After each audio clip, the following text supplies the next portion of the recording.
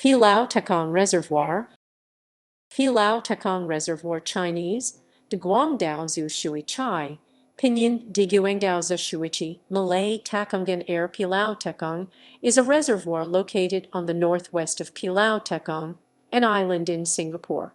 It is part of the Northeastern Islands Planning Area.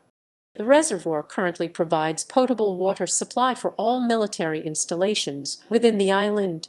Access to the island and hence the reservoir is restricted. History. Pulau Tekong Reservoir first began construction in 1977 by damming Sungai Semene, which is presently located just east of Leding Camp. In September 1979, the reservoir treatment plant and its accompanying infrastructure of pipes island-wide costed $7.03 million.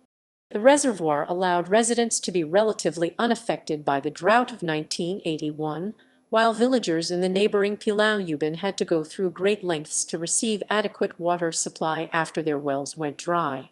After the villagers were relocated in the early 1980s due to government redevelopment plans, the reservoir continued to serve the island when military facilities were built there.